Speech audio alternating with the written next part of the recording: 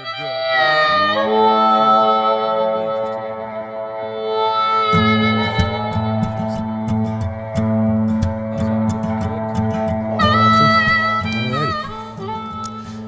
action. Yeah, we're back. Wilder Minds. We're back. Behind the scenes, episode 6. Episode 6. Episode 6. The drop story. The saga continues. If you haven't been listening and you're just catching it on this one, we've been doing this every week. Behind the scenes, we got 10 of these coming out, one to every episode. We're launching it right as the episode airs. This podcast comes on right afterwards.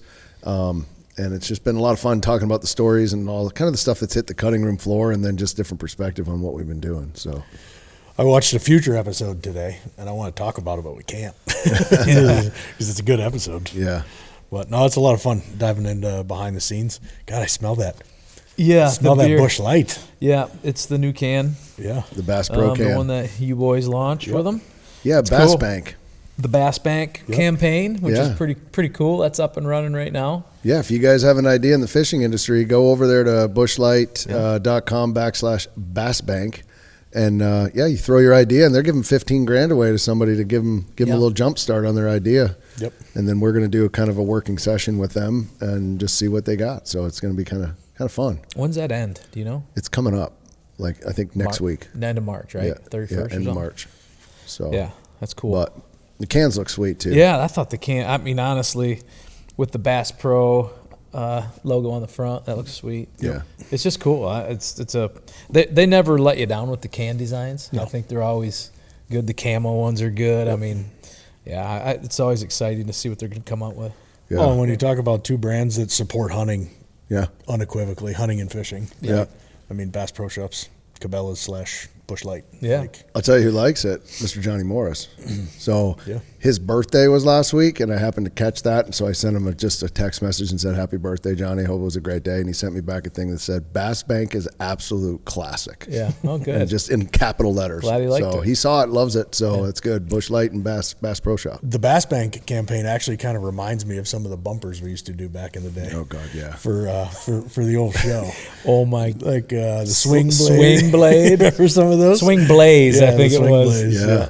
Thermacell. Remember, I looked like a mime, and I had like all that stuff all over me, and you had a Thermacell. Yep. What the hunter safety system one when you were hanging? I was hanging. Yeah, all I remember is you yelling at your dog furiously multiple times. What was his name? I was on Buster. Buster. He did not last Buster kept long. getting in the frame. He did. Yeah, Buster was like Yellow Dog, and then like.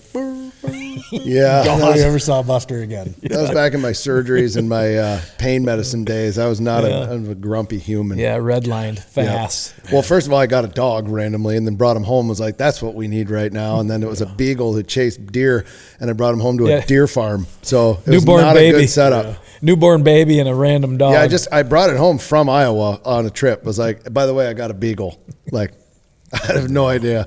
Did not last long at all. I was like, we got to give this away.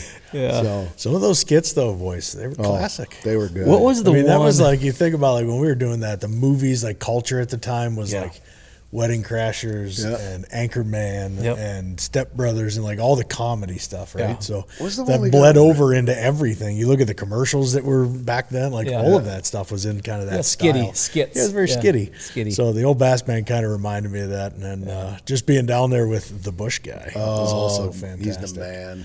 Like he's so great. When he did the "Well, I will," I was like, "Oh, you're so good." Yeah, he's so good. What was the damn? We got that cop came in. Yeah, it was the one we got arrested. I was just going to say that. Casey ran off. You were in cuffs. Yeah, I was in cuffs and you took off. Is it boning or something? I think it was boning. Was it boning archery? Yeah. Boning why archery. Why would we have got arrested for boning?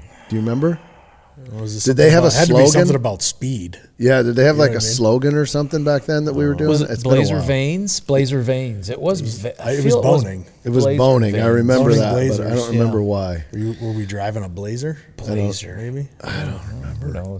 Who knows? I mean, it's probably zero connection. It was fun. Though. Yeah, it was probably just so we could get arrested fake and just have fun with it. Like that's probably what we did. That was funny. Yeah, we had some good ones back then. The difference is we didn't give anybody a shot at actually making anything for the industry in those. That was just that was just partner ads. But Bass Bank, if you got an idea, man, they're putting cash out there. And what do they say? Bring your dream to life, right? Yeah, bring your dream to life. I mean, hey, $15K to get started on something that's no slouch. Don't joke. And they're going to help you, so that'll be cool. Yep. Be a lot of fun, and you get to drink Busch Light while you're doing it, because I think you win a shit ton of Busch Light too. So that's awesome. So no one's. That's the best day in the world when Busch Light Day comes here, and the truck pulls up front. I'm like, here we go. That's great. It's the one thing that doesn't sit long. No, we need some more. Actually, he just brought like a couple 30s of those. Yeah.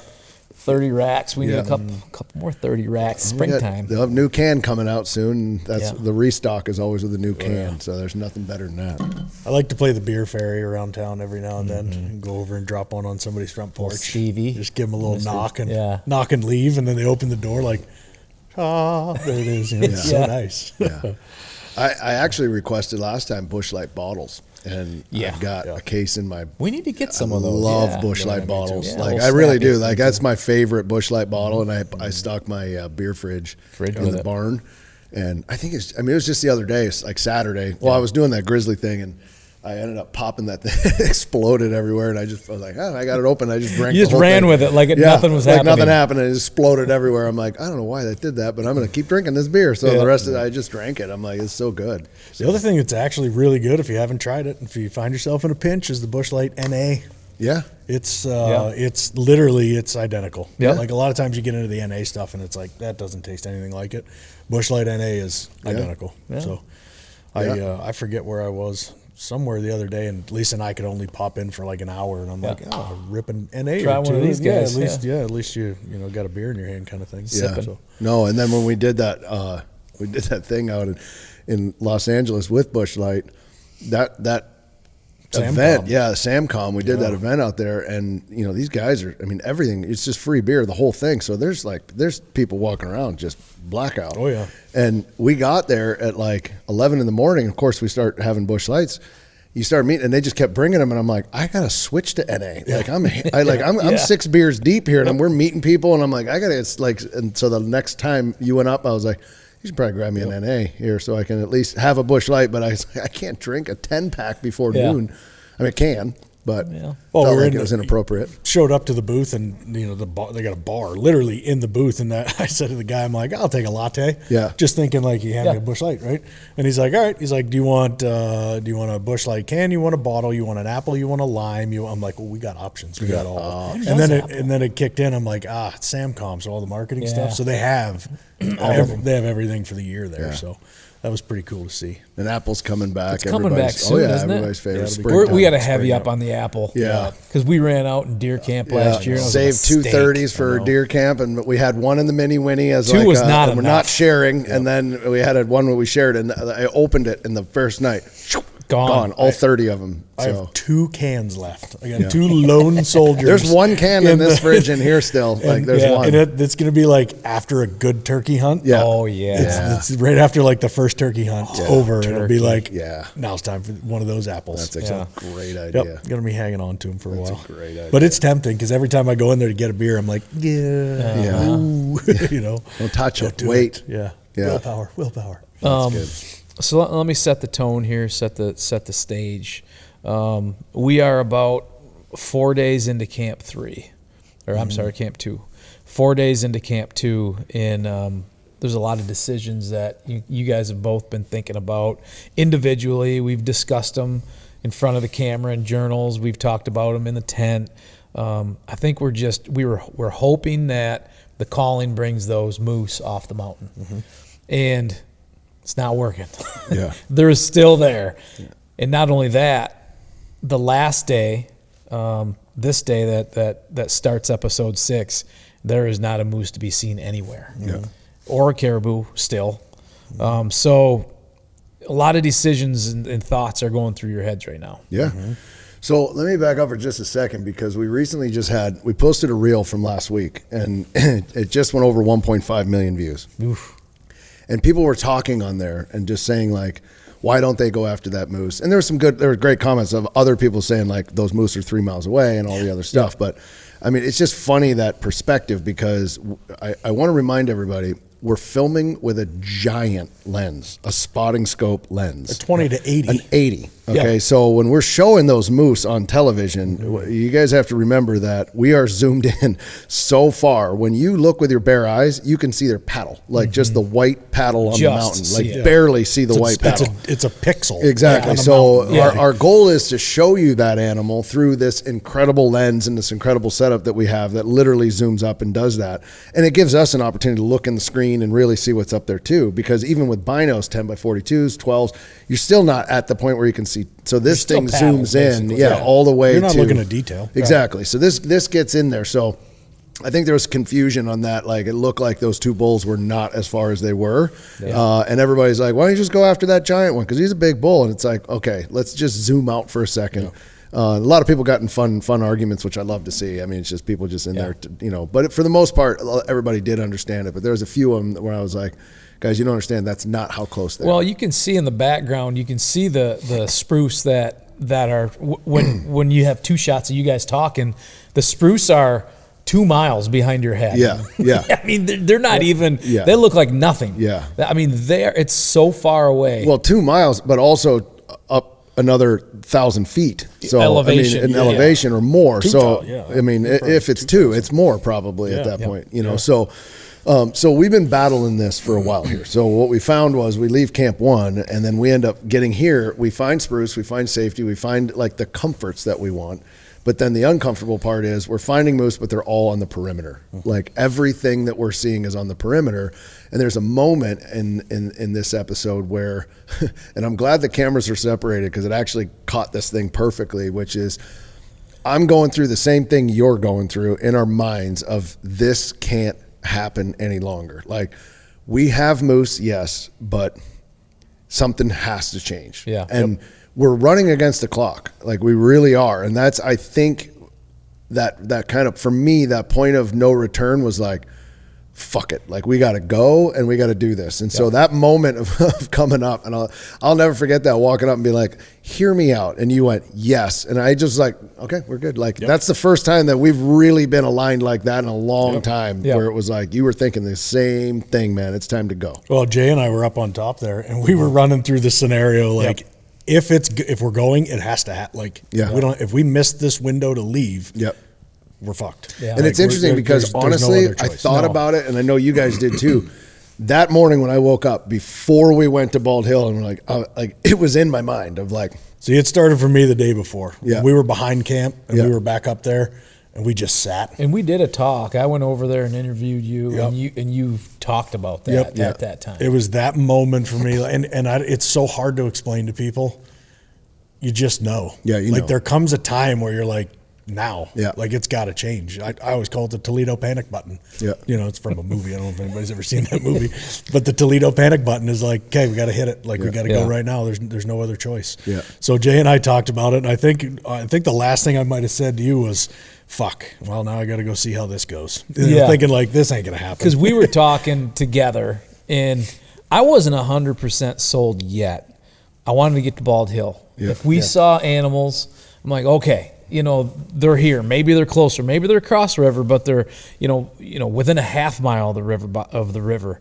But when we didn't see anything for the first hour, half hour, 45 minutes in the spots where they were, it was like, for me, I'm thinking, I don't want to do this for 8 more days in not only just continue to do it, but the stories, the background, the landscape, the location, everything's the same. And there's no adventure on that raft. And, we had actually talked about, if we wanted to, if we killed a bull downriver, kind of by Bald Hill, we could still get in the rafts and move down to it and create some sort of a raft scene, or at least get on the water. We all wanted to get on the water so bad. But, that was never really going to work anyway. And finally, it was just like clicked to me. We need to tell a bigger story here, and it's down there. And we all said it. It's that way. I remember specifically talking about this has turned into a hunt. And I didn't come here for a hunt. Like, I came here to go 100 and some odd miles by raft and see what happens along the way.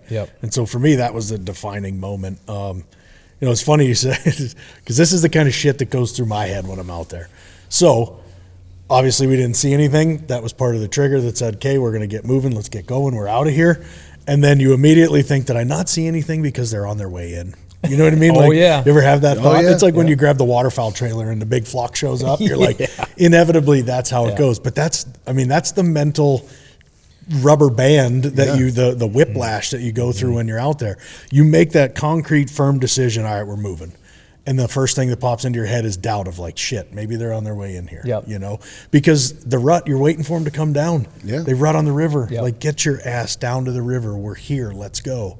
And then it doesn't happen. Yeah, so I think just having that, having the zero options between pushing off from Camp 2 and getting extracted 110 or 15 miles downriver, having no options in between to get pulled out, that's, I think, the biggest. Yep. If there was 2 or 3 spots in between, which normally there is. We'd have left 2 days. We'd have left 2 days ago. We'd have left. We'd like, they're off. Let's just keep going. Let's try to find the caribou.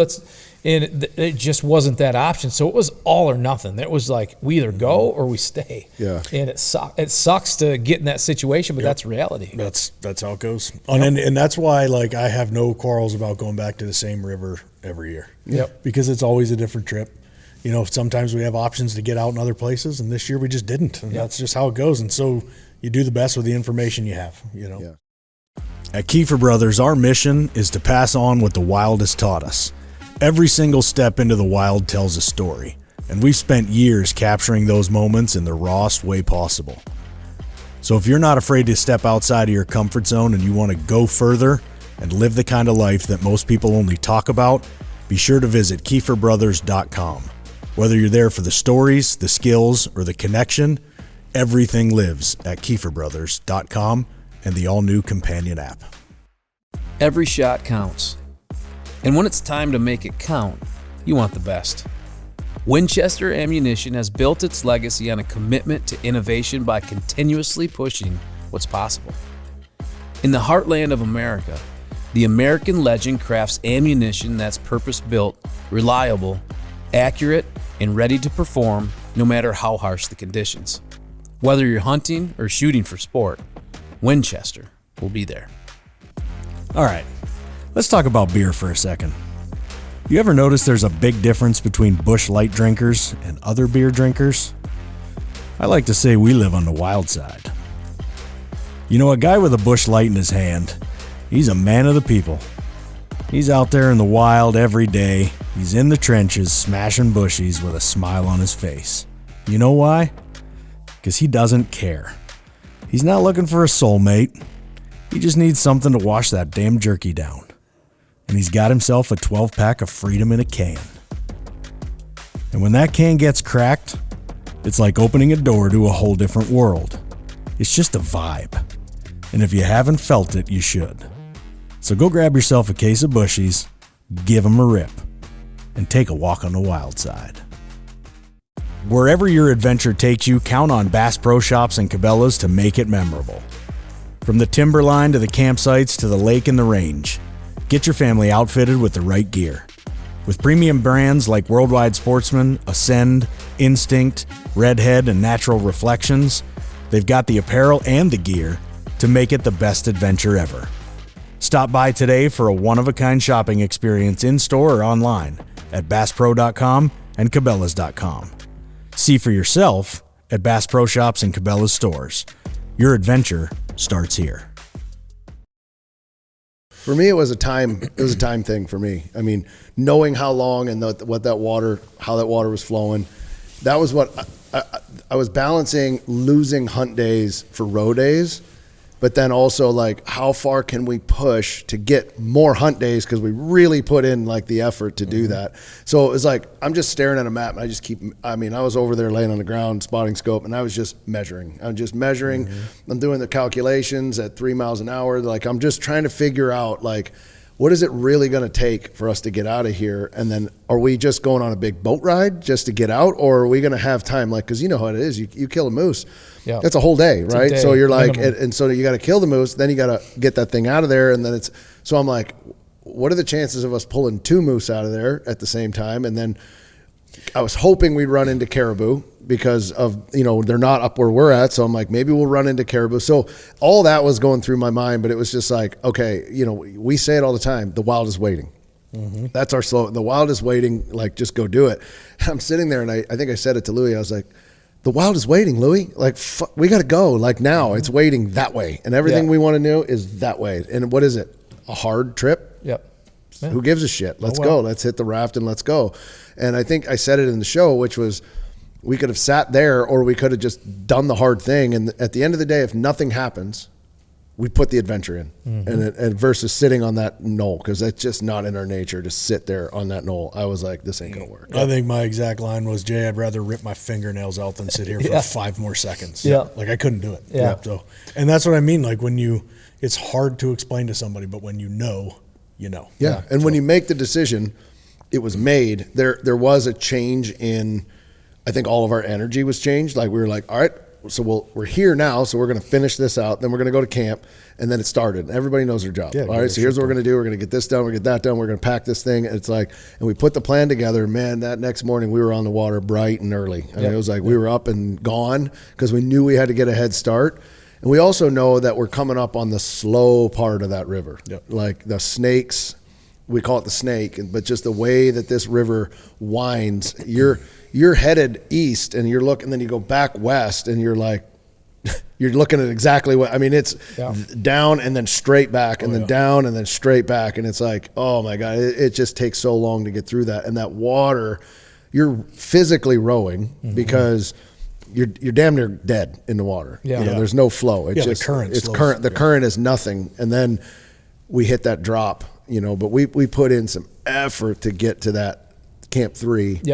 Knowing that the rock gardens were next, knowing that we could get a good night's sleep, hit that hard, and then we're in hunting territory. But that was I think 100% that changed. In my opinion, the actual adventure and show starts now.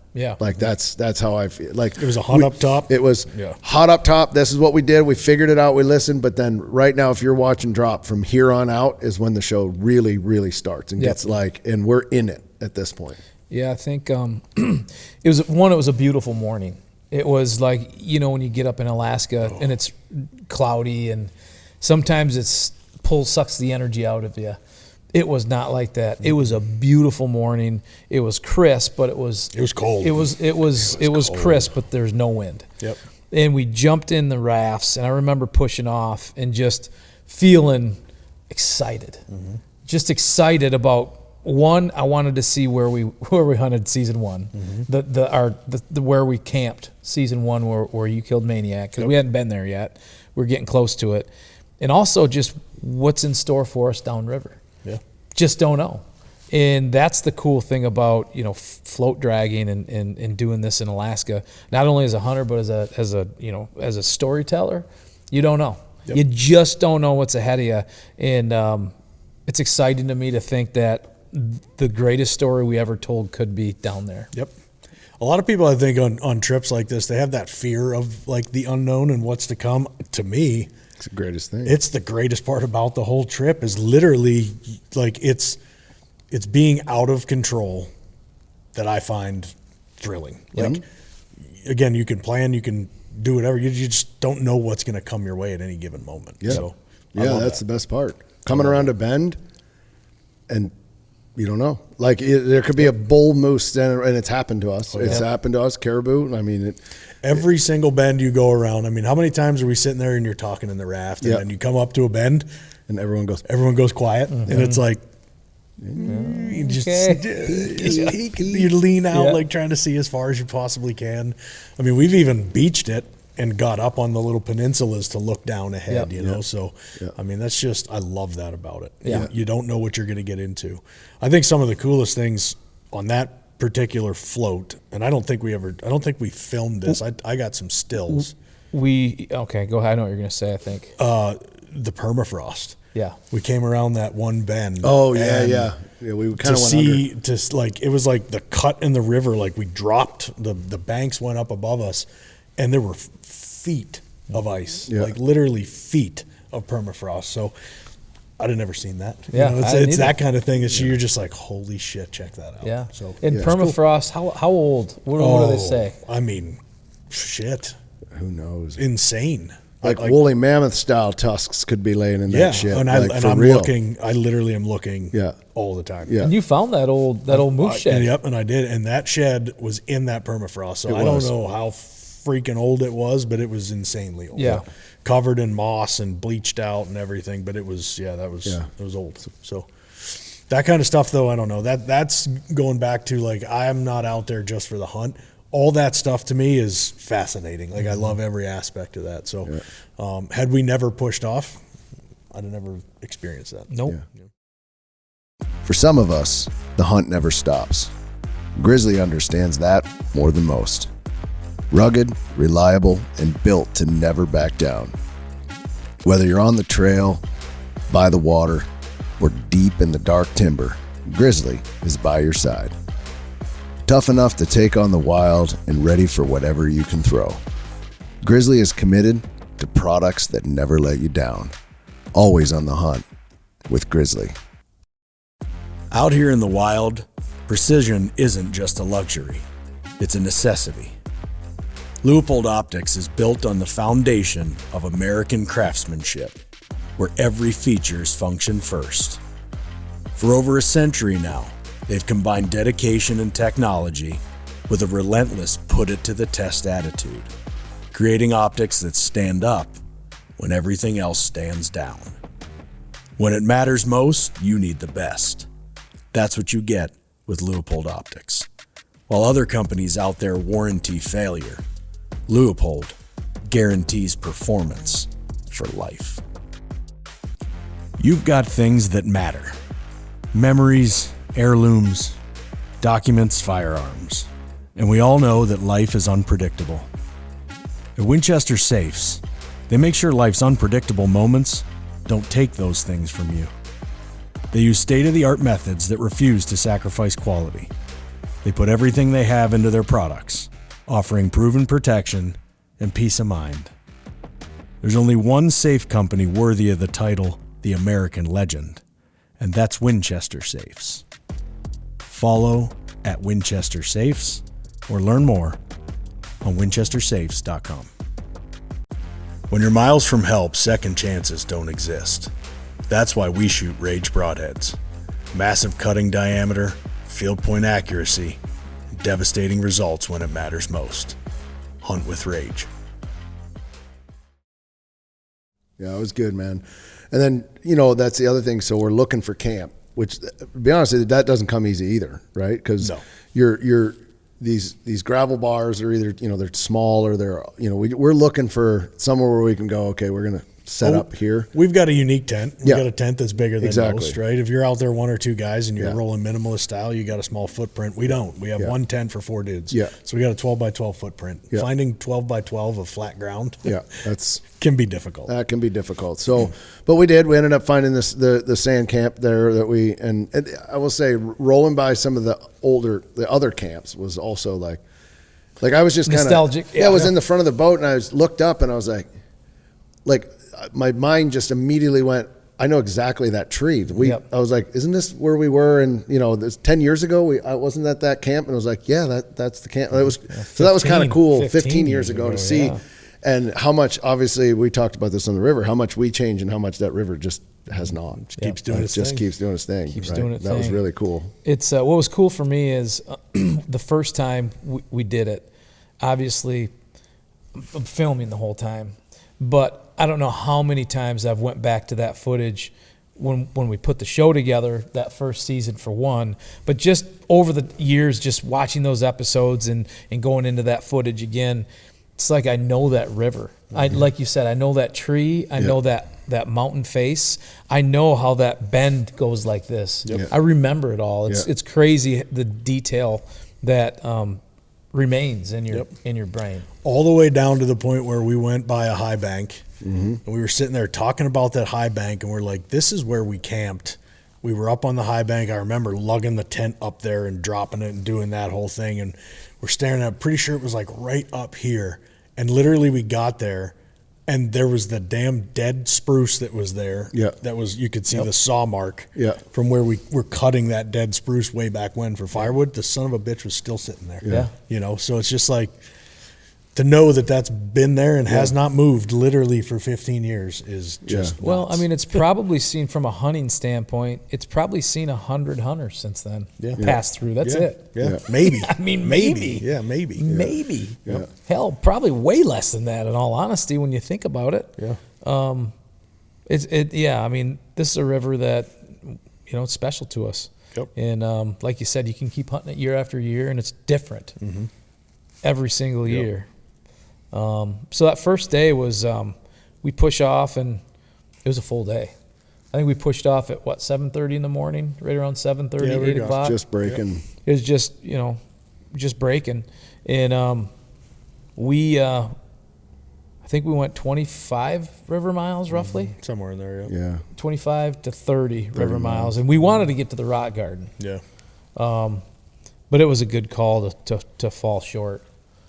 Going through the rock garden at night, brutal. Well, and the rock garden is the rock garden for a reason. Like, as you get closer, the terrain just gets a little different, and there's not really a lot. Yeah, it's louder. There's not really a lot of ideal spots to pull off and camp and do all that stuff. So we hung up where we had some slow, flat water, and actually where we hung up, It was really good. fuck, It was good. we were in the chips. Yeah, like the sign that was there, like I was hunting. I mean, I was looking everywhere. Yep. We jumped out of that raft and I started seeing the sign that was everywhere. I'm like, guys, we're not at just some random sandbar. Like, we are in the Well, there were chips. lakes all around us too. Yeah. So, I mean, Yeah. there were lakes. I don't know. There were probably, a half mile. Yeah, I mean, Inland. there's puddles all through there. Yeah. They're everywhere. Yeah. But that spot was just, I mean, it was sweet. prime. Yeah, it was sweet. That's one that, like, I marked it, and I'm sure we all did. Yeah. You mark that as like, hey, next time maybe we'll spend a couple days here. Yeah. And you have that plan in your head, but then you go in there and reality on the ground is something totally different. Yeah. Maybe we'll stay there again, maybe we won't. Yeah, maybe we'll roll by it just like we did this year and Yeah. say, there's where we stayed the one check time. Check that out. So you just, Yeah. you never know. But yeah, that's the kind of intel, it'll be awesome going back again, because now we got that spot on the map and marked, and who knows whether we do it or not. But Yeah, I think there's those spots all along that trip this last year that were like, that's the spot we got to stay. Yeah. And I think I can think of like 4 distinct locations that this coming year, Well, like anything, the first year we're doing it is the very first time you're laying eyes on it. So you're going through it almost in fast forward, because you're finding it for the first time. You don't know if it's a good spot or a bad spot. Having hunted and been up there as much time, knowing like what we know more about moose, about the terrain, about everything. Now you're going back through it again, but this time it's like you're picking up on things we never picked up on season 1, right? Just from the way the land lays, the way the mountains got, like when they drop down, the way the moose can come from one range to another, just all these different things. And it's like, I mean, we're marking spots that we blew right by season 1. Like, whoa, we should have never done that. But when you really truly don't know, because you've never been down there, it was a different view this year from the raft. Well, we didn't know. We didn't know, but we killed 2. I mean, that's the crazy part, as you think back and just the way it came together. oh god, yeah. I mean, there's a reason we called it Prayer Point. Yep. Certainly was. Nuts, man. Yeah, it was good though. It felt good to get back on the water. It felt good to agree at the top, like, okay, yep, we're both feeling the same way. Everybody's feeling the same way, and just get out of there. I mean, there's good moose there, no doubt, and we left them, and I don't have any regrets, because I don't feel like we would have actually been able to kill one of those. And had we, I think, stayed, we'd have pressured ourselves to go probably do something stupid, like chase them, or like there would have been more of a hunt, to your point of like, now we're here, we can't really do anything else, so we got to put a show together. We want to show what's going, so we have to go. And it probably would have pressured us to do something a little more that we probably would have regretted at the end of the day, just based on saying like, we got to do this, and it just relieved the pressure, and off we go. So I actually thought back to when we were out there sitting up on the hill where you and I were. I thought back to, I think it was season 3, whatever season we split up, season 3, I think it was. Season 4. Was it 4? 4. Okay, so I thought back to season 4, and all I remember is I was stuck in that tent, and I was stuck sitting in one location because we couldn't go anywhere with the weather and everything else.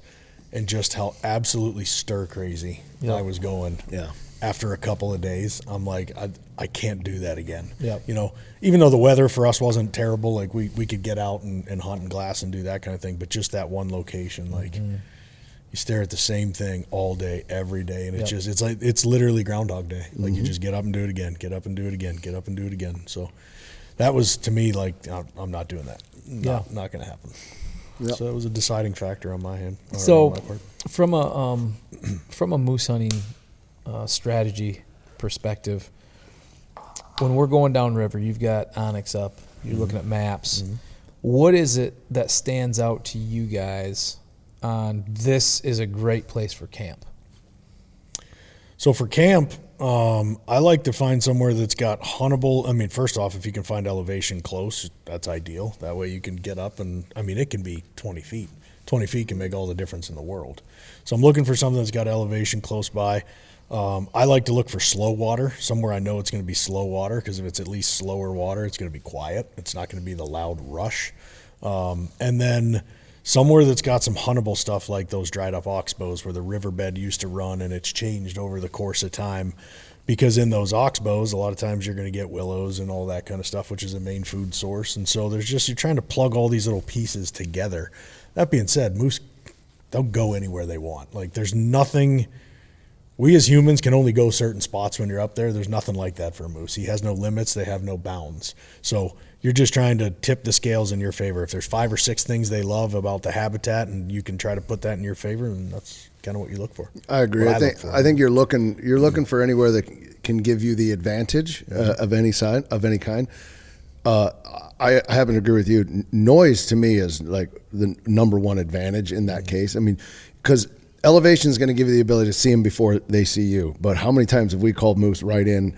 But you got to hear them. Oh, yeah. And I think, like, they've come right through camp, like level elevation, coming through the brush, coming right at us, just, and if you can't hear that, and with some of that loud water rushing, so, you know, looking for one of those bends, usually on a bend, you're going to get 2 things. You're going to get some sort of bar, one side or the other, right? So a big bend left is going to have some sort of sandbar on the left side.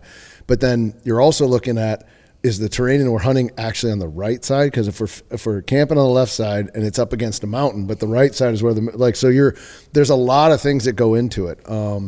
But to me, it's sound. I mean, if you get that slow water and you can pull up, even if it's pulled up before where you want to hunt and you're able to get and hike a little bit because you have slow water, I would take that over being directly on the site. Just because I think just laying in tent and this happened, but laying in a tent and you're like, oh, you got to be kidding me. But you can hear them because we're up off the water. So it's crazy. Yeah, I think when I think back to season 1 at Prairie Point, both of those bulls were located through hearing them first. Oh, yeah. Yeah. We heard them first. Yep. Yeah. You know, you heard Chris's bull across the river. You're like, whoa. Whoa. You heard it. And the second one, it actually would have been like the third or the fourth bull. Yeah. I went over and I was taking a leak, and I just heard it way back. I remember we all came out and we listened, like, yep, get our shit. And so without that, again, you might see them. You'll still see them, you know, if they're coming down, but you can't move on them if you can't hear them. Yep. And you can't, you can't identify, what your next move is if you can't hear them, especially when you're hunting low in thick timber in spruce. Because there is you can only see 50 yards, 100 yards maybe. The lower you get, the more important that becomes. 100%. Well, even so, season 3, if you guys remember, I mean, we didn't kill anything. That was the year that we almost died of starvation. But we had that moose in camp that we went, like, we could not, all we could do is hear him. And he was at 10 yards at one point. I could not see close. That moose inside of that brush. You saw him. We saw the paddle. Yeah. We saw the paddle, and we could not, and he was 10 yards. He was standing in there, and all he needed to do was step into the clearing. And I was at full draw, basically waiting with the bow. And he never came out, but I never actually got a look at that bull. Yep. It was all sound. Well, and we didn't even know that bull was there until we heard him, and then we got him to come. But we're like, I'm going to be at full draw, but this guy better be legal, or I don't know what's going to, so it was a lot going on, but man, it was all sound. When you think about how many times that's happened, it's crazy. Yeah, I mean, there's a lot. Season 5, I think it was season 5, we had gotten to a spot we wanted to get to. I killed caribou there, but we got there and call moose when you get there while we're setting up camp, doing all our stuff. Started to rain, crawled in the tent. We're laying in the tent. Like, literally, it couldn't have been more than 25 yards outside the tent. Right there. Holy shit. Again, Yeah. I mean, it's crazy. We don't want spoilers. Yeah. Sound is important. Well, I think that year too, where you're talking in season 4, we heard bulls that whole night laying in the tent. We heard them all night, so we were amped. I remember we got up at dark, basically, but they were within 100 yards of us all night long. Yeah, they were running so everywhere. we were super quiet. We could hear the cows, too. We could hear the cows. We could hear everything. And we got up that morning and got on that one. I don't know what happened. I don't know if the wind swirled. I think the wind swirled, to be honest with you. But it was so thick. I don't know, but I do remember hearing him crash for about a half a mile. So he was running, and that brush was, thick. That was some of the thickest stuff. Yep. And he was coming right through it so loud and banging, and it was like, here we go. But then, right there we had one pocket of dried gravel with no trees, and it was like there was no way to shoot unless you were in that pocket, not even with a gun. There was no way to shoot. It was so thick. It was like, we're gonna get him right here, and he came right to the edge. I mean, it was like, I think I remember seeing his legs, and you saw this paddle when he turned, and then he just went back in. But it was 5 steps from that. But it is what it is. But we heard him first, so I think that's number one, right, for me in those camps and stuff. Second, I think, is absolutely elevation, just to be able to get eyes and ears outside of where you can. Well, especially when you get downriver, elevation. Even if you get elevation, you don't. A lot of times you can't see very far. At least you can get up a little ways and pick your way down through those spruce. At least the spots I'm thinking about. Up top, when you're way up, elevation. There's more elevation, and it's a lot more open country. But down low, there's not a whole lot of elevation opportunities. No, and that's the beauty of that's the oxbows. That's where it's like, all right, well, the river channel used to run here. It doesn't anymore, but this thing is 20 to 30 yards wide and 150 yards long. So now you've got a spot where it's like, okay, we can call him and get him into a position where we can actually make this happen. Otherwise, you're stuck trying to do it either on the river or like picking through spruce trees, and that's not easy. I know, and I think we talked about this out there, but as much as I love being up top and being able to see, man, I love being down in the thick stuff. Oh, me too. I mean, being down in the thick stuff and like the cozy. You can't see the tent. Everything's buried. You got spruce everywhere, and at any minute it is coming versus that anticipation up top is, again, we saw him. We watched him for 2 days, and we're like, that's awesome. Like, it goes back to the unknown, right? That's when the you're difference. Down there, man, it's like there's nothing better than sitting there and hearing it and going like, it's on. I don't know what it is. I don't know where it's at, but it's on. And like that is like the most exhilarating thing when it happens. When you're up top, at least for me, when you look around in your glass, if you don't see anything, you're like, all right, well, we're out of the game at the moment. Right. Because you could see everything almost, right? We're out of the game. And then usually if and when you do see something, it's not going to be like right there. It's going to be off in the distance.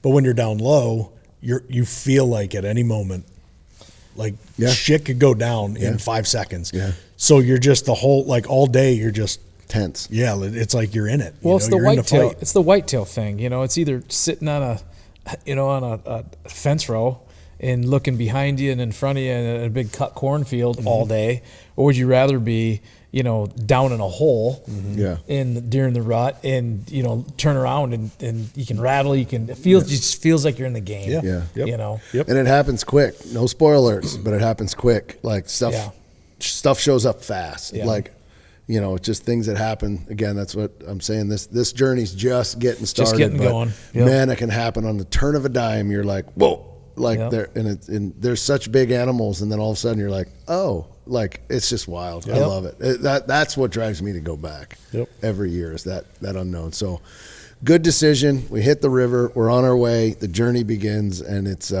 only picks up from here. It's crazy. I got a lot to talk about these next couple episodes. The only thing I will say is no grayling yet either. No. 0. You let them go anyway. Brutal, man. Not even grayling as we're floating. No, and I'm all eyes the whole time. It's just that water was so high for so long, and that's got to have something to do with it. Blew them all the way into the confluence. They're literally piled up. They were just like a weir, like a dam, a ball, just a big ball of feed fish, like a bait ball. Had to have been. Had to have been what it was. That water was rushing so hard when we first got there; it just took them all. Yeah, they're gone. Yeah, it was rushing. Well, you bet your ass the whole time we're floating, though. I'm just like, come on, little fellas, where are you? So yeah, but no grayling yet. No grayling yet. Well, all right. Well, that's about it. We gotta wrap it up here, guys. BTS stories from the cutting room floor and all the stuff. We're excited. Hope you guys are loving Dropped. Check us out, KeeferBrothers.com. Go to YouTube. Lots of new videos every single week on YouTube. Spread the word. And, of course, like this podcast. Hit that 5-star for us. Let's go. Mama say it's a new day song.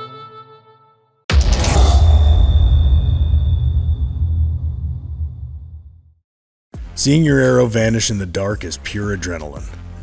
Nocturnal makes it clear. Bright, tough, and dead simple to use. Low light or last light. Track your shot all the way through. Shoot Nocturnal. Some call it out on the trail. I like to call it the road less traveled. The kind of place where the going gets tough. That's where Tracker Off-Road comes in. Made for those who won't back down. Tracker Off-Road delivers the hardest working machines with the greatest capability at the strongest value in the industry. Built by those who know what it takes and designed for those who don't turn back. Tracker is dedicated to delivering machines that let you get the most out of your day and your dollar. Ready to take on your next adventure? Go with Tracker Off-Road. Accuracy isn't optional. It's survival. Carbon Express arrows are built for serious hunters chasing clean kills and confidence in every shot. Across the Midwest or all through Alaska, it does not matter. Hunt hard and shoot straight. Carbon Express.